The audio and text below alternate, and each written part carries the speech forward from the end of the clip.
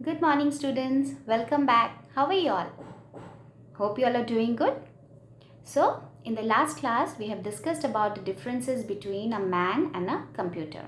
And in today's class, we are going to discuss about the working of computer. Right? So, a computer is an electronic device which cannot work on its own. A computer, it can never work on its own. It requires instructions from others to work. Right?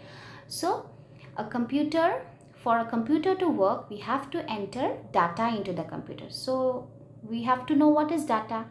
Data means any alphabets, letters, numbers, pictures, or any other instructions that you enter into the computer, that is called data. So a computer, it works on three basic steps, that is input, processing, and output. Now what is input? Input means the data or the instructions that we enter into the computer, that is called the input. Now what is processing?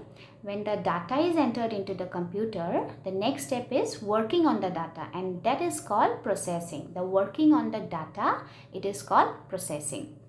And the third step, that is the output. Output means after the processing is done, the final result that we get, that is called the output. So input, processing, output, these are the three basic steps on which a computer works. So next, let us understand the example, the IPO cycle, that is input, process, output cycle, taking some real life examples. So first one is sharpening a pencil. We all sharp a pencil, right? Why do we sharp a pencil? When the pencil is blunt, we sharp the pencil. So the blunt pencil, that is considered as input. So with a blunt pencil, what do? The next step we sharpen it using a sharpener, right? So the sharpening of the pencil, that is the processing is done, that is sharpening is done. And after the working on the blunt pencil is done, the final result that we get, that is the output. And what is the output? The output will be a sharpened pencil. The blunt pencil is the input. The sharpening of the pencil is the processing, and the sharp pencil will be the output. In the second case, washing clothes. We all have washing machines at home, right? What is the use of washing machine? The washing machines, they are used for washing clothes. So in this case, the bucket full of the dirty clothes, they will act as the input. So what do we do with the dirty clothes? We put it inside the washing machine for washing. So washing of the dirty clothes inside the machine, that is called processing. Okay. And after the washing, what we get, the final result? The final result will be the clean clothes. So the dirty clothes will be the input. The washing of the clothes, dirty clothes inside the machine, that is the processing. And the final result is the clean clothes. Okay. That is the output. The third example is making a tea. So you all have seen your mom making a tea at home, right? A cup of tea. So what are the ingredients that we need to make a cup of tea? That is milk, water, tea powder, sugar. These are some of the ingredients that we require to prepare a cup of tea. So these ingredients, they are considered as the input. The next step is what? We put all these ingredients inside a pan, and we put the pan over the gas stove. So this is called processing. And after the processing, the final result that we get, that is a prepared cup of tea, that is the output. Okay. The fourth example, brushing teeth. Now, why do we brush our teeth? We brush our teeth to keep them clean, right? So in this case, the toothpaste and the toothbrush, that is the things that we require for brushing, that is called the input. So using the toothpaste and the toothbrush, what do? We brush our teeth. The brushing of the teeth, that is called processing. And the final result, that is the clean teeth, that will be the output, right? So input will be the toothpaste and the toothbrush, the processing will be the brushing of the teeth, and the output will be the clean teeth. Yes, so these are some of the real life examples of IPO cycle. Next, let us understand the IPO cycle using the example of the human body, right? So children, whenever I ask you a question, or whenever I write something on the board and ask you something, what do?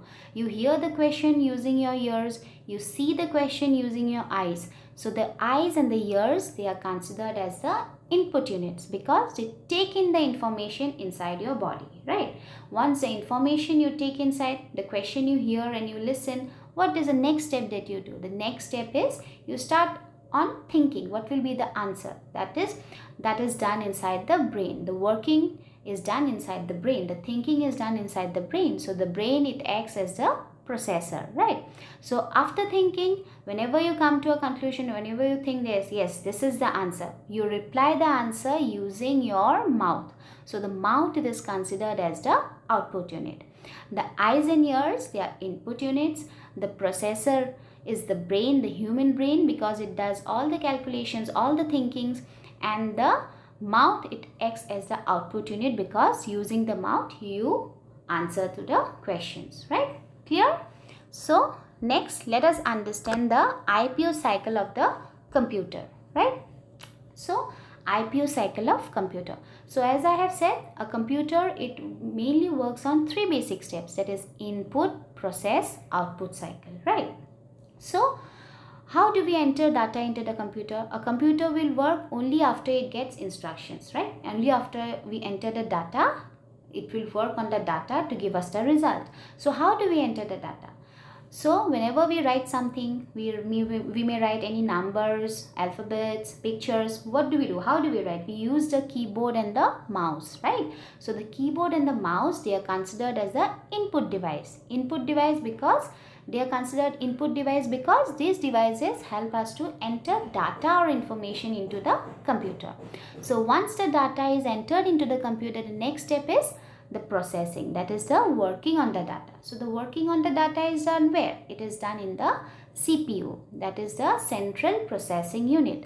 It is called the processing device. It is also called as the brain of the computer because in the CPU all the calculations, mathematical calculations, and all the working is done in the CPU. So it is the processing device. So after the working is done in the CPU, the final result, it is displayed on the monitor. So the monitor, it is considered as the output device, right?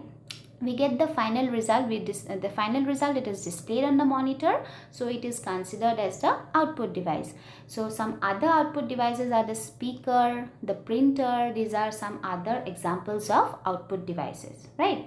So the input devices are the keyboard and the mouse because they are used to enter data or instructions into the computer. Then after the data is entered, the processing is done in the central processing unit, which is considered as the brain of the computer. And after the processing is done, the final result that we get, that is displayed on the monitor. So the monitor, it is considered as the output device. And some other examples of output devices are the speaker, which we use for listening to music, and the printer, which we use for getting printouts of pictures of some answers, right? So these are some of the examples of output devices. So I think it's clear with you all now what is IPO cycle. IPO cycle means input, process, output cycle, the 3 basic steps on which a computer works, right? So with this, I end up my class for today, and in the next class, we'll be discussing about the question answers. Thank you, students. Take care of